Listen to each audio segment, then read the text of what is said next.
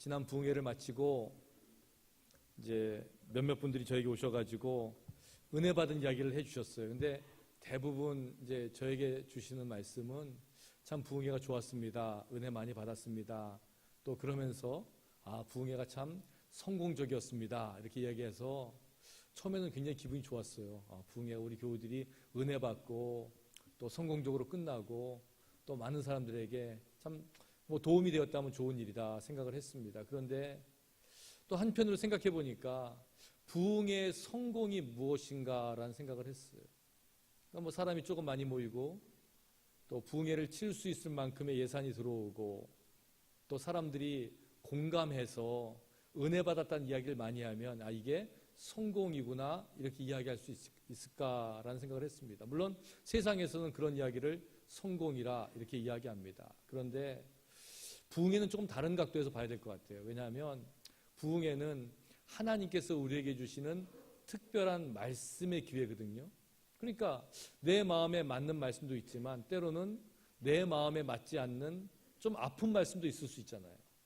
그러니까 인기 없는 말씀도 있고 또 인기 없는 말씀이 있으면 또 많이 안 모일 수도 있고 그러다 보면 또 예산적으로 또 물질적으로 풍요롭지 않을 수도 있고 그러면 그런 부흥회는 실패한 부흥회가 될까요? 그렇지 않죠.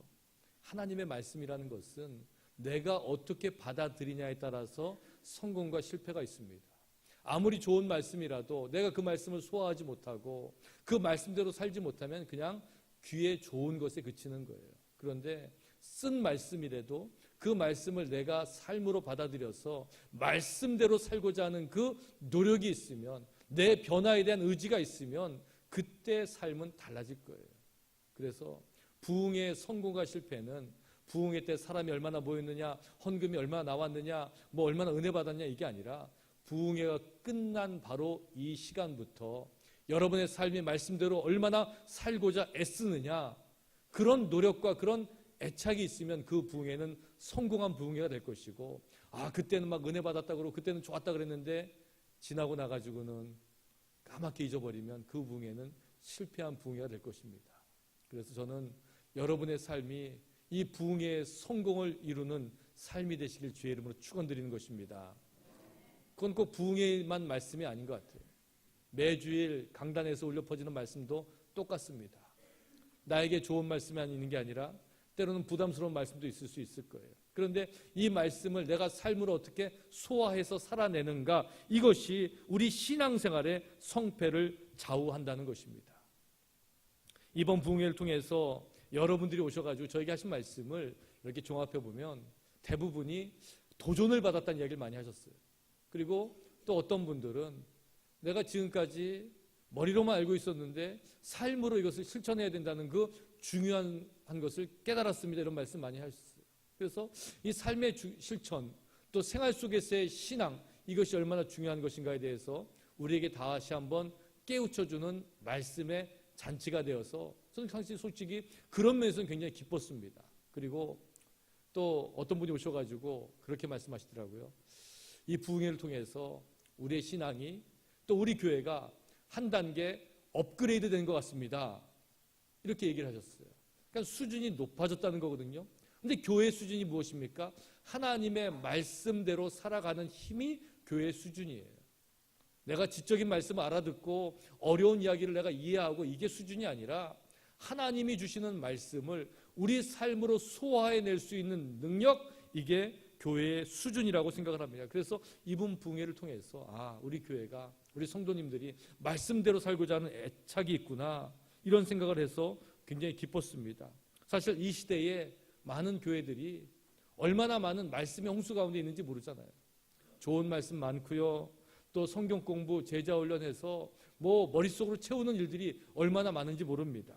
그런데 이런 것들이 내 안에 들어와서 이것을 살아내지 못한다면 이거는 좋은 신앙생활의 모습이 아니지요. 그래서 주시는 말씀마다 여러분 인생 가운데 잘 소화해서 손과 발로 실천하시는 여러분들 되시기를 주의 이름으로 축원합니다.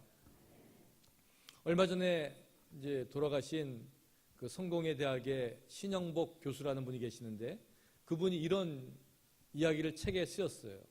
머리 좋은 것이 마음 좋은 것만 못하고 마음 좋은 것이 손 좋은 것만 못하고 손 좋은 것이 발 좋은 것만 못하다. 그래서 제가 처음에 이 글을 읽으면서 그렇구나. 야, 우리 머릿속에 아무리 좋은 상식이 있고 또 우리 신앙적으로 해석을 하면 좋은 깨달음이 있어도 이게 마음으로 와서 사랑하는 마음을 갖고 또 이게 손과 발로 와서 세상에 나가서 실천하지 않으면 이게 뭐 머리 좋은 게 아무것도 아니구나 이런 생각을 했어요. 근데 이분이 그 다음에다가 또 무슨 해석을 하냐면 관찰보다는 애정보다는 실천적인 연대가 실천적인 연대보다는 입장의 동일함이 더욱 중요합니다. 입장의 동일함, 그것은 관계의 최고 형태입니다. 조금 어려운 말이지만 뭐 아까 말하고 똑같은 거죠. 관찰이라는 것은 머리를 얘기하는데 머리 좋은 것이 뭐 좋은 것보다 못하다 그랬어요? 마음 좋은 것보다 못하다 그랬어요. 그러니까 마음이라는 건 애정이죠. 애정은 사랑이라는 거예요. 근데 관찰보다는 애정보다는 실천적인 연대가 마음 좋은 것이 손 좋은 것보다 못하다 그랬으니까 이 손 좋은 것은 서로가 손에 손을 맞잡고 함께 나아가는 실천적인 연대라는 것이죠. 근데 손 좋은 것이 발 좋은 것보다 못하다 그랬거든요. 그러니까 실천적인 연대가 입장의 동일함보다 못하다는 거예요. 그러니까 실천적인 연대보다 입장의 동일함이 중요하다 이렇게 이야기를 하는 거죠. 뭐 말은 어렵게 썼지만 사실 우리도 누구랑 싸울 때 그런 얘기 하잖아요. 야, 입장 바꿔놓고 생각해봐. 그거예요. 다른 사람의 입장에 서서 생각을 하면 달라진다는 거죠. 성공하는 사람들의 7가지 습관이라는 책을 쓴 스티븐 커비라는 분이 계시는데 이분이 자기가 뉴욕의 지하철에서 겪은 이야기를 이렇게 전하는 거예요. 하루는 지하철을 타고 갔는데 뭐 손님이 많지 않았대요. 그래서 앉아있고 신문 보고 책 보고 이렇게 하는데 어느 정거장에서 문이 열리더니 웬 남자가 아이들 몇 명을 데리고 이 지하철에 타더라는 거예요. 근데 그때부터 이 조용했던 지하철이 난리통이 된 거예요. 그 아이들이 뛰어다니면서 뭐 씨름하고 소리 지르고 싸우고 막 그래가지고 그냥 어른들은 옆칸으로 가버리고 어떤 사람들은 인상을 찌푸리고 어떤 사람들은 야, 저 부모는 왜 저렇게 교육을 안 시켰나 하면서 서로 이제 투덜투덜하고 있는데 이 스티븐 코비라는 사람이 그 남자한테 가가지고 정중하게 이야기하는 거예요. 선생님, 아이들이 좀 자리에 앉아 있으면 우리 모두가 더 조용하게 갈 것 같습니다. 그랬더니 그 아이 아빠가 깜짝 놀라면서 아유 죄송합니다 선생님, 제가 딴 생각하느라고 깜빡 잊어버렸습니다. 이렇게 사과를 하면서 뭐라고 얘기하냐면 1시간 전에 얘들 엄마가 병원에서 죽었습니다. 애들을 뭐 슬픔에 젖어 있다가 이제 집에 가는 길에 애들이 뛰어노는 모습 보니까 제 마음이 너무 좋아서 잠깐 깜빡했습니다. 죄송합니다. 그렇게 사과를 하는 거예요. 근데 그 기차 전철 안에 있던 사람들이 그 이야기를 듣는 순간에 어떻게 됐겠어요? 아까는 그렇게 뛰어다니는 애들이 미워 보였는데 그렇게 뛰어다니는 애들이 예뻐 보이더라는 거예요. 그렇지. 1시간 전에 엄마를 잃었는데 그냥 슬픔에 빠져 있다가 지금이나마 저렇게 활짝 웃고 뛰어다니는 것이 얼마나 아름다운가? 이게 뭐냐면 입장의 동일화가 된 거예요. 지금은 다른 사람의 입장에서 남의 시각에서 바라봤는데 이제는 그 가족의 입장에 들어가 보니까 그 아이들이 예뻐 보이게 되더라는 것이죠. 우리 인생은 그렇습니다. 서로가 입장을 달리 생각하다 보니까 서로 갈등이 있고 오해가 있게 마련인 거예요. 그래서 영어 표현에 이런 말이 있죠. 다른 사람의 신을 신고 걷기 전에 그 사람을 판단하지 말라고 이야기합니다. 다른 사람의 신을 신어보지 않고서는 어떻게 그 사람의 입장을 안다는 거냐. 그래서 영어로 understand라는 말은 아래에 쓴다는 거잖아요. 그 사람 발 아래에 서서 위를 쳐다다 보면 그 사람의 삶의 모습을 알아볼 수 있다는 거예요. 왕자와 거지라는 그 동화 같은 이야기가 있죠.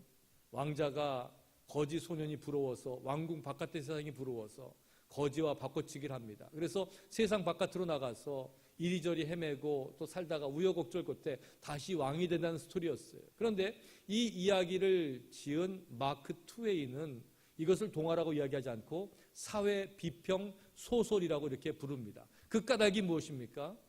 이 왕자가 세상에서 왕궁 안에서만 살던 왕자가 세상 바깥에 나가서 입장의 동일함을 경험하는 거예요.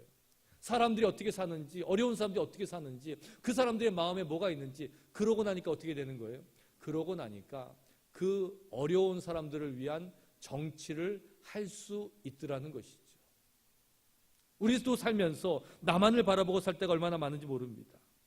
내 뜻대로, 내가 원하는 대로, 내가 이해한 대로 세상을 살아가는 거예요. 그런데 세상이 꼭 그런 것만 아니지 않습니까?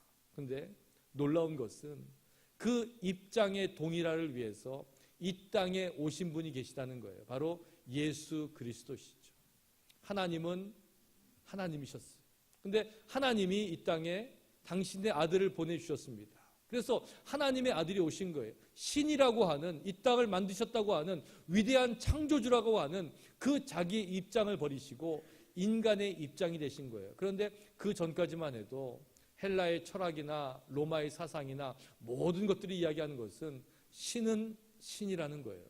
인간은 인간이라는 거예요. 이 두 가지가 합쳐질 수 없다는 거예요. 사람은 항상 밑에 있는 입장에서 하나님을 바라봐야 되는 것이었고, 하나님은 항상 위에서 아래를 바라보는 것, 이게 서로의 입장의 차이가 있다는 거예요. 그런데 예수 그리스도가 이 땅에 오시면서 이게 달라진 거예요. 예수님께서 우리 입장이 되신 거예요. 인간의 입장이 되신 거예요. 그러면서 한 가지를 우리에게 요구하셨는데, 이것은 무엇이냐면 예수 그리스도가 우리 인간의 몸을 입고 오셨다, 입장이 바뀌었다, 우리의 입장을 이해하셨다는 것을 믿기만 하라는 거예요.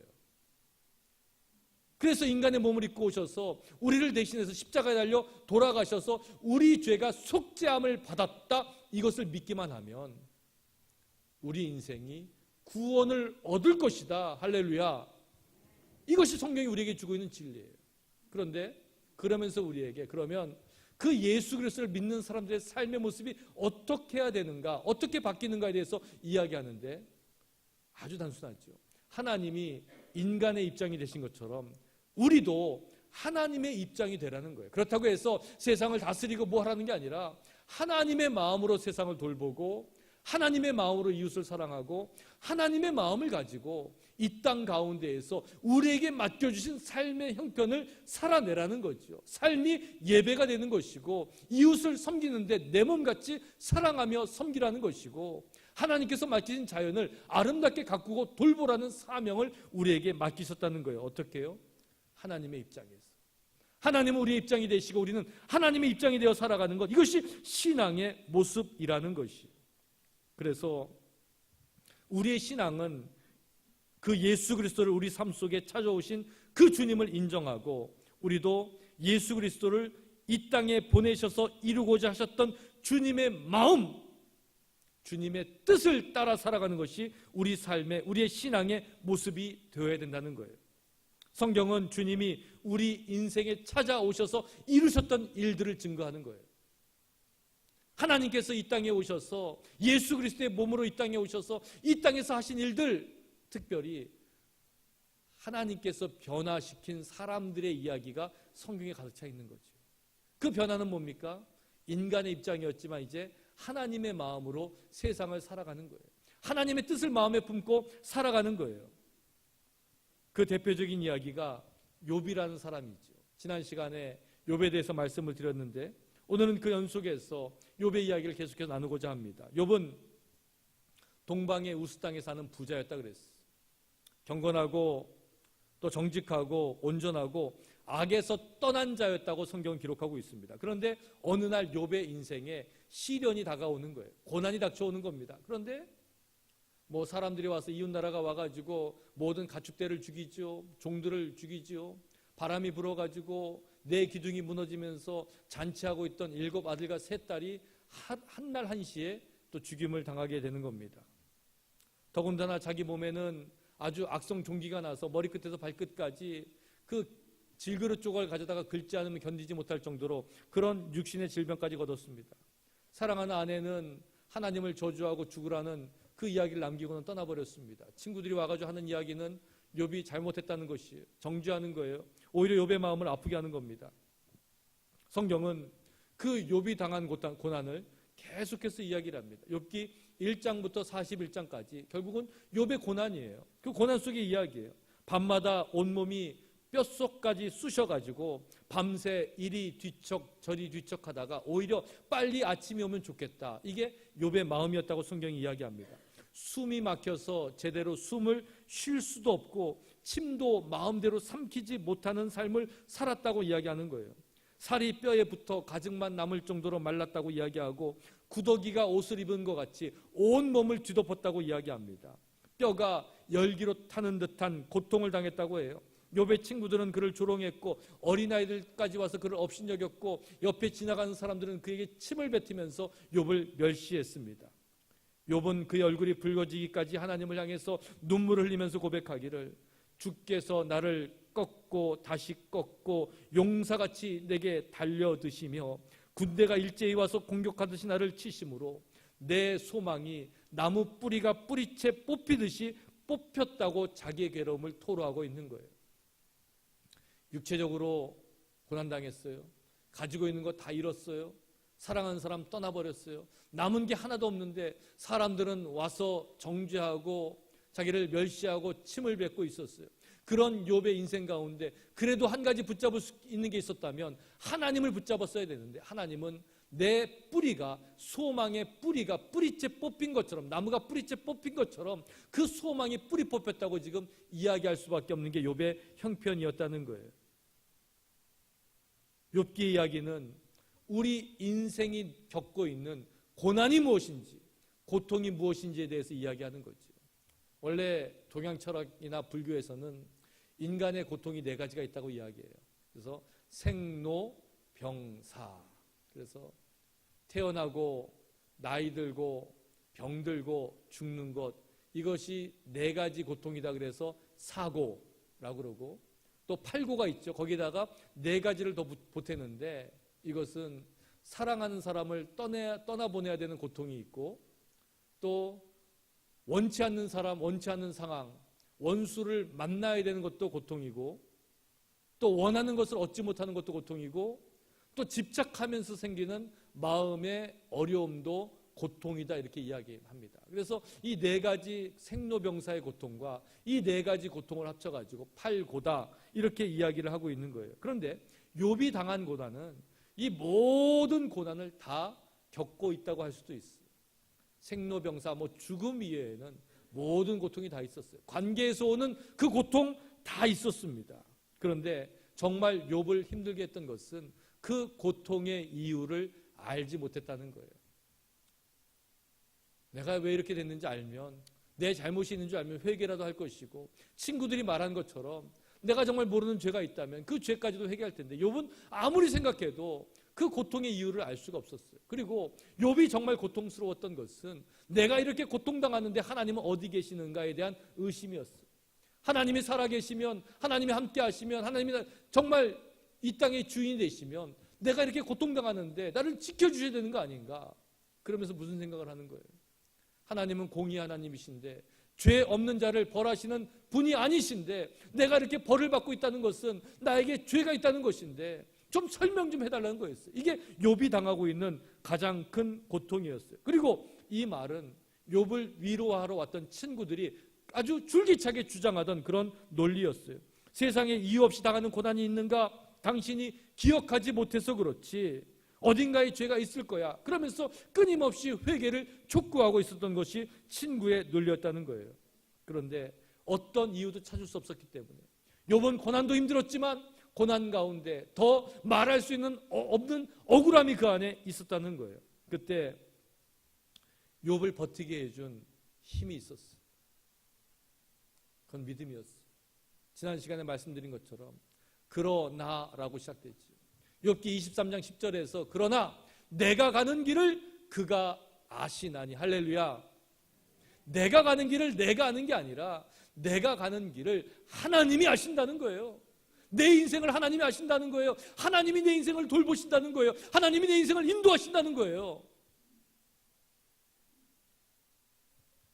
하나님이 인도하시는데, 하나님이 아시는데 내 삶에 내가 무슨 소용이 있겠어. 그래, 하나님이 아시는구나. 그러면서 욥은 자기의 이 고난을 어떻게 해석해요? 그가 나를 단련하신 후에는 내가 순금같이 되어 나오리라. 하나님이 나를 다듬고 계시는구나. 이 고난의 시간을 통해서 나를 정결케 하고 계시는구나. 욥이 끝까지 놓지 않았던 그런 믿음의 표현이었어요. 그가 나를 단련하신 후에는 내가 순금같이 되어 나오리라. 이것이 욥의 신앙의 고백이었어요. 욥이 고난 가운데 있을 때 하나님은 보이지 않았어요. 그 누구의 말로도 위로가 되지 않았어요. 홀로 버려졌다고 느껴졌어요. 그런데 문득 돌아다 보니까 그 자리에 누가 계신 거예요? 나의 길을 아시는 하나님이 계시는 거예요. 세상의 형편은 여전히 똑같았어요. 하지만 이 고난의 길을 지나면서 나를 인도하시는 그 하나님을 바라본 순간에 그 욥의 인생이 믿음의 인생으로 바뀔 수가 있었던 것이에요. 옛날 중국에 두 나라가 강 아래 위 이렇게 살았는데 위의 나라는 이제 아래 나라하고 늘 전쟁을 했다 그래요. 근데 이 강줄기의 물결이 세기 때문에 항상 위의 나라는 배를 타고 가서 공격을 해야 되는데 공격할 때마다 공격하러 갈 때는 샥 가는데 물결 타고 가는데 이제는 도망칠 때 되면은 물결을 거슬러 올라오다가 그때 다 그냥 죽고 뺏기고 배가 파손되고 그러는 거예요. 근데 아래 나라 사람들은 윗나라를 공격할 때 물결을 거슬러 올라가니까 갈 때는 힘들지만 밤에 살금살금 가가지고 막 공격하고 빼앗고는 도망칠 때는 쉽게 도망치는 거예요. 그래서 항상 전쟁을 하다 보면은 아래 나라가 유리하게 되어 있었어요. 그래서 위에 나라에 사는 사람들이 고민하다가 유명한 기술자를 불러다가 우리가 어떻게 하면 전쟁에서 이길 수 있을까 이렇게 해서 새로운 발명품을 발명했는데 이건 뭐냐면 하나는 갈고리라는 거였어요. 그래서 이제 아래 나라에서 공격하러 올라오면 이 배가 공격하고 도망가려고 그러면 갈고리를 던져가지고 그 배를 붙잡는 거예요. 못 도망가게. 그래가지고는 끝까지 싸워가지고 이겼고 또 아래 나라에 공격하러 내려갔다가 올라올 때 도망갈 때가 되면 또 물결 때문에 못 올라오는데 이거를 아랫나라에 있는 배들을 밀면서 그래서 이 커다란 장대를 만들어가지고 밀면서 이렇게 올라왔다는 거예요. 그러다 보니까 위에 나라 아랫나라가 싸우다가 이제는 그 위에 나라가 싸움에서 많이 이기게 되었어요. 그 발명품을 개발했던 그 기술자는 자기가 발명한 갈고리하고 이 미는 장대 때문에 자기가 이겼다고 아주 기고만장해가지고 그렇게 자랑하고 다녔어요. 그 나라에 어떤 지혜로운 사람이 와가지고 그 이야기를 듣더니 그 사람과 이야기를 하는 거예요. 그러면서 당신이 만든 그 갈고리나 당신이 만든 그 기장대보다 더 강한 것이 나한테 있다고 얘기하는 거예요. 사람들이 깜짝 놀랐죠. 그게 뭡니까? 이렇게 물어봤더니 그 지혜로운 사람이 이야기하기를 내가 가지고 있는 갈고리는 사랑이라는 갈고리이고 내가 미는 장대는 겸손이라는 장대입니다. 이렇게 이야기해 주는 거예요. 그러면서 인간 관계를 이야기할 때에 사랑으로 끌어당기지 않고는 어떻게 사람과 사람이 가까워질 수 있고 예의와 범죄를 지켜야 되는데 겸손함이 없이 어떻게 사람과 사람 사이가 예의가 있을 수 있겠습니까? 이렇게 이야기했다는 거예요. 그렇죠? 밀고 당기는 게 있어야 된다는 거예요. 당길 때는 사랑으로 당기고 밀 때는 겸손함으로 밀 수가 있어야 되는데 그 밀고 당기기를 잘하는 분이 누구냐면 하나님인 것 같아요. 욥이요 하나님을 떠났다고 생각될 때에 내가 혼자라고 생각될 때에는요 하나님으로부터 멀리 떨어져 있었던 거예요. 그런데 하나님께서 그 욥의 인생을 그냥 두지 아니하신 것은 하나님은 당기시는 하나님이라는 거예요. 그런데 욥의 인생을 생각하다가 아니 우리의 인생을 들여다보는 거죠. 여러분의 인생을 들여다보세요. 우리도 하나님이 당기시는 것이 느껴지지가 않아요. 왜? 세상에 좋은 게 많이 있거든요. 내가 추구하는 것, 명예, 물질, 내가 가지고 있는 것, 내 가정, 또 내 인생, 내 또 육신, 내 삶의 모든 것들, 내 소유들 이런 것 때문에 하나님이 당기는 힘이 너무너무 미약해 보여요. 그런데 이것도 잃어버리고 저것도 놓치고 모든 것이 나를 떠나가 버렸다고 생각될 때에 그때 우리는 뭐라고 생각하냐면 하나님이 나를 밀어버리시는구나 생각해요. 그게 아니죠. 그때서야 하나님이 나를 당기시는 것을 느낄 때가 되는 거예요. 하나님이 당기실 때에 우리의 인생이 뭘 생각하는 거예요? 그렇지. 하나님이 나를 알고 계시는구나. 이게 욥의 고백이거든요. 모든 것을 잃어버리고 모든 사람들 다 떠나보내고 난 다음에 욥이 느끼는 게 뭐였어요? 그가 나의 가는 길을 그가 아시나니. 바로 그거였어요. 하나님이 아신다는 거예요. 그래서 이것을 믿음을 삼아가지고 욥이 인생을 살 수 있었다는 거죠. 하나님의 당기심에 끌려가기 위해 시작할 때를 뭐라고 이야기하냐면 이게 회복의 시작이다, 이렇게 이야기하는 거예요. 회복은 하나님과의 관계가 회복되는 게 우선이죠. 욥에게도 그 과정이 있었어요. 기약 없이 멀어져 가던 하나님과의 관계가 어느 순간 하나님의 당기심을 느끼고 그 하나님 앞에 나아가는 시간이 있었다는 거죠. 우리는 그런 상황 속에서 하나님께 가까이 가려고 발버둥해요. 조금만 멀어져 있으면, 세상에서 고난당하면 하나님 어디 계십니까? 하나님 나 좀 붙잡아 주세요. 그러면서 하나님 앞에 달려가길 노력을 해요. 몇 번 그러다가 반응이 없으면 그때는 하나님을 멀리 떠나보내요. 그러면서 하나님은 안 계신다, 하나님 나 사랑하지 않는다, 이러면서 그 실망감을 표현하는 게 인간의 모습인 것 같아요. 그런데 욥기를 읽으면서 마음이 조금 불편하고 답답해도 우리에게 또 다른 용기와 희망을 주는 이유가 있어요. 이것은 고난이라는 삶의 형편을 빠져나가기 위해서 욥이 그렇게 발버둥치지 않는다는 거예요. 인생 역전을 꿈꾸면서, 인생의 대박을 꿈꾸면서 그 허황된 꿈을 쫓는 모습이 보이지 않아요. 그냥 욥은 하나님 붙잡고 사는 거예요. 하나님 버리지 않고 있는 거예요. 언젠가 하나님 나를 끌어주시겠지, 언젠가 하나님 나를 인도하시겠지. 그런데 하나님이 정말 그 욥을 끌어주시더라는 거예요. 그게 회복이에요. 여러분의 인생 가운데 그 회복의 역사가 임하시기를 주의 이름으로 축원합니다. 그래서 그 희망은, 그 회복은 절망을 딛고 오는 것이라고 이야기할 수 있는 거예요. 하나님께 따질 것도 많고 묻고 싶은 것도 많았을 텐데, 하지만 정작 하나님을 만난 욥은요, 아무 말도 할 수가 없는 거예요. 오히려 하나님께서 이야기하는 거예요. 내가 누구에게 무지하고 헛된 말로 내 지혜를 의심하느냐? 너는 장부답게, 대장부답게 허리를 묶고 일어서서 나에게 대답해 보라. 하나님께서 욥에게 요구하시는 거예요. 그러면서 하나님께서 속사포와 같이 욥에게 질문하는 거예요. 욥에게 뭘 물어봐요? 너 아느냐는 거예요. 너 알아? 세상을 누가 만든지 알아? 땅의 기초를 누가 놓았고, 이 땅을 누가 설계했고, 누가 바다를 만들었고, 바닷속 깊은 곳에 물 근원이 어디에 있는지 네가 알아? 이렇게 물어보는 거예요. 죽은 자가 들어가는 문이 어디 있고, 빛은 어디서 오는지, 강물이 범람한 것을 누가 알려주는지, 굶주린 사자 새끼들이 어떻게 먹을 것을 먹는지 네가 알아? 이렇게 물어보는 거예요. 하나도 모르죠. 어떻게 알겠어? 할 말이 없어요. 고통에 사로잡힌 욥에게 그저 인생의 문제가 해결되길 원했는데, 하나님은 그것보다 더 큰 차원의 세상을 보여주시는 거예요. 이런 세상을 만드신 하나님께서 너를 지키고 있다는 거예요. 걱정하지 말라는 거예요. 하나님이 주인 되신다는 거예요. 그 신비하고 무한한 세상 앞에서 욥은 너무너무 작아지는 거예요. 인간의 어떤 지혜로도 하나님의 신비는 온전히 파악될 수 없는 거죠. 하나님의 다그침에 욥은 죽어가는 목소리로 이렇게 이야기해요. 보소서, 나는 비쳐나오니 무엇이라 주께 대답하리이까? 손으로 내 입을 가릴 뿐이로소이다. 내가 한번 말하였사온즉 다시는 더 대답하지 아니하겠나이다.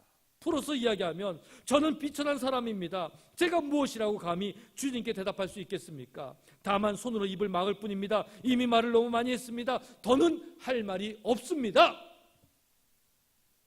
유구무원이죠.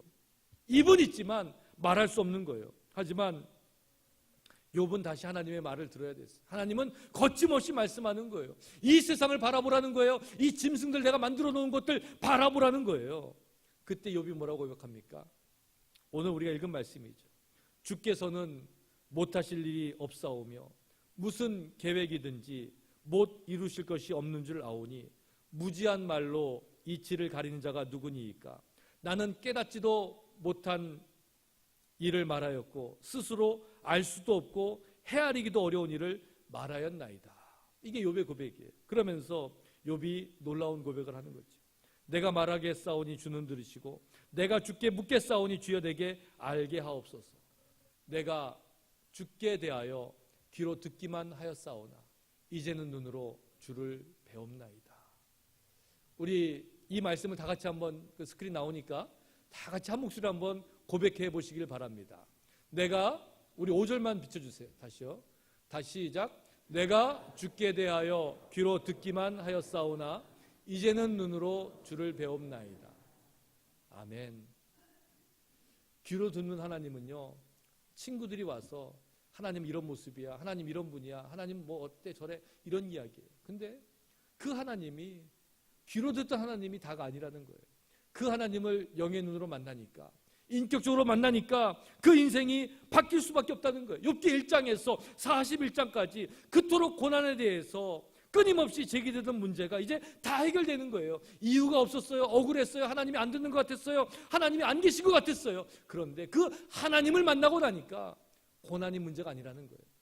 여전히 형편은 어렵죠. 잃어버린 것 여전히 잃어버린 대로 있어요. 떠난 사람들 여전히 떠나버려 있어요. 육신의 질병들, 아픈 것들 여전히 아픈 상태예요. 그런데 이걸 뭐라고 이야기해요? 이거를 회복이라고 이야기하는 거예요. 왜? 하나님이 함께 계시니까. 회복이 뭐예요? 오늘 우리에게 들려주시는 고난 가운데 있던 욥의 이야기는 참된 회복이 무엇인지를 우리에게 알려주고 있는 거예요. 참된 회복은 나 중심에서 하나님 중심으로 그 무게중심이 옮겨가는 거예요. 고난은 무엇이에요? 고난은요, 나 중심에서 헤어나오지 못하게 하는 게 고난이에요. 그래서 고난에 빠진 사람들이 갖는 가장 큰 특징이 뭐냐면 자기만을 들여다보는 거예요. 나만 보는 거예요. 그냥 꼼짝 못하고 그 안에 빠져 있는 거예요. 다른 사람, 하나님 볼 여유가 없어요. 그런데 회복은 뭐냐면 나 중심에 있다가 하나님 중심으로 인생을 돌아보기 시작하는 거예요. 나의 가는 길을 오직 그가 아시나니 그가 나를 단련하신 후에는 내가 순금같이 되어 나오리라. 무슨 말이에요? 하나님이 중심이 된다는 말이에요. 오직 그가 안다는 거예요. 오직 하나님이 아신다는 거예요. 그 기대와 확신이야말로 내가 중심이 아니라 하나님의 중심이 된다는 거죠. 회복의 두 번째 단계는 용서하는 거예요. 나를 용서하고 이웃을 용서하는 거예요. 용서는 고난이 변해서 축복되게 하는 시간이에요. 욥기 42장 10절에서 성경은 이렇게 기록합니다. 욥이 그의 친구들을 위하여 기도할 때 여호와께서 욥의 곤경을 돌이키시고 여호와께서 욥에게 이전 모든 소유보다 갑절이나 주신지라. 갑절의 소유가 되었어요. 물질적으로 회복이 된 거예요. 욥의 곤경이 하나님께서 돌이키셨다 그랬어요. 리코버 시키셨어요. 언제? 욥이 그의 친구들을 위해서 뭐 할 때요? 기도할 때. 아무리 욥이 좋은 사람이라도요, 그 친구들을 위해서 기도하고 싶은 마음이 들었겠어요? 나를 아프게 하고 어렵게 하고 정죄하고 나를 꼬집었던 그런 친구들이에요. 그런데 욥이 그 친구들을 위해서 기도할 때 하나님께서는 그 기도를 통해서 욥의 공경을 회복시켜 주시고 욥의 소유를 갑절이나 회복시켜 주셨다고 성경은 기록하는 거예요. 그래서 용서는 회복이고 용서는 신앙의 완성이라고 이야기할 수 있어요. 욥은 친구들의 입을 통해서 수없이 하나님에 대해서 들었어요. 그런데 그 들음이 오히려 욥을 더욱 공경에 몰아넣었어요. 체험이 없는 신앙, 머리로만 아는 신앙, 귀로 듣기만 하는 신앙이 바로 이런 거예요. 친구들의 말이 신학적으로 논리적으로 틀린 게 하나도 없었어요. 그런데 그렇다고 해서 욥의 마음은 그 친구들의 말 때문에 너무너무 상처를 받은 거예요. 그런데 그 친구들을 위해서 지금 욥이 기도하고 있다는 거예요. 이제 눈에 보이는 회복이 나타나기 시작했어요. 하나님은 욥의 곤경을 돌이키셨다고 성경은 기록해요. 그전 소유보다 갑절이나 주셨다 그래요. 건강을 회복하고 재산을 회복하고 인간관계를 회복하고 자녀와 장수의 복을 받았고, 그러면서 욥기는 이렇게 끝을 맺죠. 욥이 늙어 나이가 차서 죽었더라. 욥이 늙어 나이가 차서 죽었더라. 저는 이 말씀을 읽으면서 욥기 1장 1절하고 욥기 마지막 장 마지막 절을 함께 연결해 봤어요. 그랬더니 이렇게 되죠. 우스 땅에 욥이라 불리는 사람이 있었는데 그 사람은 온전하고 정직하여 하나님을 경외하며 악에서 떠난 자더라. 늙어 나이가 차서 죽었더라. 성경이 이렇게만 된다면 이거는 그냥 어떤 평범한 사람, 한 사람의 태어남과 죽음으로 끝을 맺을 수 있을 거예요. 그런데 하나님께서 이 욥의 인생을 들어서 그 중간에 뭘 두신 거예요? 태어나서 경건하게 살다가 나이가 차서 죽었는데 그 사이에 고난을 두신 거예요. 그 고난이 뭐예요? 그 고난이 그의 인생을 만든 거예요. 그 고난이 뭐예요? 지금까지 많은 사람들에게 하나님의 은혜가 무엇인지, 하나님의 인도하심이 무엇인지를 설명해 주는 것이었다는 거예요. 그 후에 140년을 살면서 욥은 회복의 과정을 거쳐왔다고 성경이 이야기해요. 그래서 회복은요, 나 중심에서 하나님의 중심을 옮기는 게 회복이고요. 회복은요, 우리 인생에 있어서 하나님의 은혜를 따라 사는 것, 또 용서하는 것이 회복이고요. 그리고 회복은 뭐냐면, 회복은요, 일생을 두고 이루어져야 되는 게 회복이에요. 우리 신앙의 회복이라는 게 그런 겁니다. 그래서 우리가 살면서 그냥 사는 게 아니에요. 나이가 들면서 그냥 드는 게 아니더라는 거예요. 하나님의 은혜를 바라보고 하나님의 뜻을 따라서 날마다 하나님께 주시는 그 은혜의 회복이 일어나는 인생을 살아야 된다는 거예요. 욥이 그 다음부터 어떻게 살았겠어요? 앞으로 140년을 사는 거예요. 뭐 학자들은 욥이 70세에 고난을 당해서 100세까지 고난이 이어졌다, 뭐 모르는 일이에요. 그런데 성경이 분명히 이야기하고 있는 것은 140년을 더 살았다는 거죠. 그런데 이 140년의 기간 동안에 고난이 그친 다음에도 140년을 살면서 욥에게 주어졌던 인생은 어떤 인생이에요? 날마다 회복하는 인생을 욥은 살았다는 거예요. 욥이 살면서 날마다 하나님을 바라볼 수 있었어요. 욥이 살면서 하나님의 은혜를 경험할 수 있었어요. 나 중심에서 하나님 중심으로 살 수 있었어요. 용서를 통해서 회복의 축복을 누리며 살 수 있었어요. 그리고 평생을 회복의 길을 걸으면서 살 수 있었다는 거예요. 회복은 하루아침에 이루어지는 게 아니에요. 늘 기도하며 고민하며 갈등하면서 주님의 뜻을 따르겠다는 헌신과 결단을 수반하는 행위가 바로 회복의 일이라는 거예요. 우리 마음속에, 여러분 마음속에 이 회복의 은혜가 임하시기를 주의 이름으로 축원합니다. 날마다의 삶이 주님과 더불어 사는 거예요. 근데 하나님 분명한 것은 우리를 회복시키신다는 거예요. 분명한 것은 하나님이 없다고 생각될 때에, 하나님이 어디 계시냐고 따져 물을 때에 하나님이 우리를 회복시키신다는 거예요. 고난에 빠져서 나만 바라보고 나만 생각하고 있을 때라도 하나님께서는 우리의 무게중심을 나에서 하나님으로 옮겨주신다는 거예요. 평생을 들어서 용서하면서 관계를 회복하고 또 하나님께서 지금까지 맡기신 것에, 모든 것에 회복의 역사가 일어나시는 저와 여러분의 인생이 되시기를 주님의 이름으로 간절히 축원합니다. 우리 기도하시겠습니다.